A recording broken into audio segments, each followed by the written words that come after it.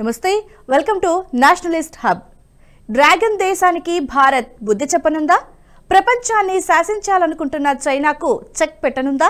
చైనాకు అతిపెద్ద వ్యాపార దేశమైన భారత్ మున్ముందు ఆ దేశానికి చుక్కలు చూపించనుందా అంటే అవుననే చెప్పాలి. ఎందుకంటే వాణిజ్యం ఉత్పత్తులతో ప్రపంచవ్యాప్తంగా గుత్తాధిపత్యం సాధించాలని చైనా తహతహలాడుతోంది.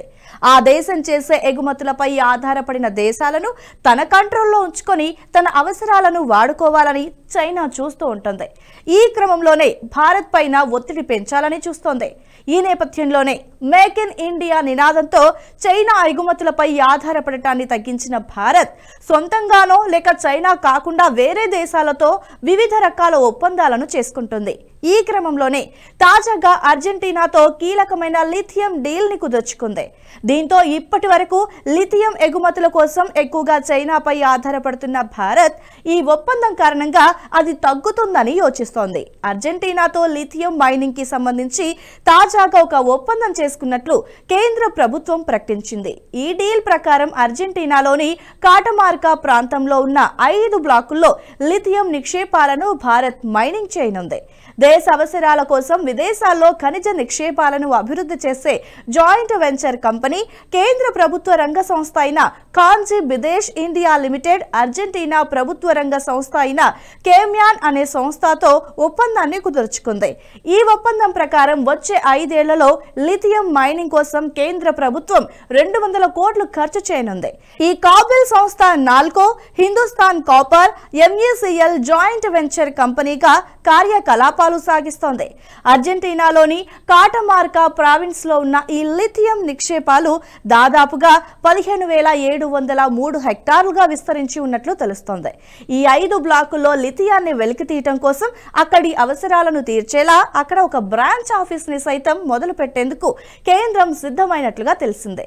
అయితే సెల్ ఫోన్ల దగ్గర నుంచి మొదలు పెడితే ఎలక్ట్రిక్ వాహనాల వరకు వాటిలో ఉండే బ్యాటరీల్లో ఈ లిథియంను ఉపయోగిస్తారు. సాధారణ బ్యాటరీలు చాలా బరువుగా భారీ సైజులో ఉంటాయి. అయితే ఈ లిథియం అయాన్ బ్యాటరీలు వచ్చిన తర్వాత బ్యాటరీల సైజు తగ్గడమే కాకుండా వాటి సామర్థ్యం కూడా పెరగడంతో లిథియం అయాన్ బ్యాటరీలకు డిమాండ్ భారీగా పెరిగింది. ఈ క్రమంలోనే భవిష్యత్తులో ఈ లిథియం అయాన్ బ్యాటరీల వినియోగం పెరగనున్న నేపథ్యంలో లిథియం నిక్షేపాలు కావాల్సి వస్తోంది. ఇప్పటి వరకు భారత్ ఎక్కువగా లిథియం కోసం చైనా వైపు చూసేది. ఇక ఈ బ్యాటరీలు భూతాపాన్ని పెంచకుండా ఉండటం విశేషం. దీంతో ప్రస్తుతం ప్రపంచమంతా భూతాపాన్ని తగ్గించే దిశగా పనిచేస్తున్న నేపథ్యంలో ఈ హరిత ఇంధనం వినియోగంలో లిథియం బ్యాటరీలు కీలక పాత్ర పోషించనున్నాయి. అటు ఈ లిథియం అవసరాన్ని ముందుగానే గ్రహించిన చైనా ప్రపంచవ్యాప్తంగా ఉన్న లిథియం నిక్షేపాలను మైనింగ్ చేసేందుకు చాలా దేశాలతో ఒప్పందాలు చేసుకుంటుంది. ఈ క్రమంలోనే చైనా దూకుడును అడ్డుకట్ట వేసేందుకు రంగంలోకి ఎదిగిన భారత్ అర్జెంటీనాతో డీల్ కుదుర్చుకుంది.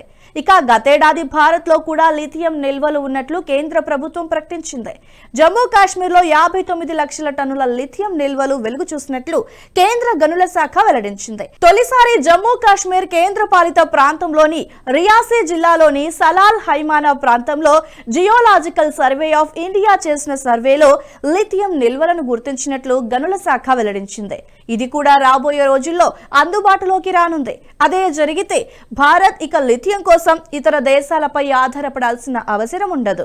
ముఖ్యంగా చైనా నుంచి దిగుమతులు చాలా వరకు తగ్గిపోతాయి. అదే జరిగితే ఇక్కడ ఎలక్ట్రానిక్ వస్తువుల ధరలు కూడా తగ్గే అవకాశము ఉంది.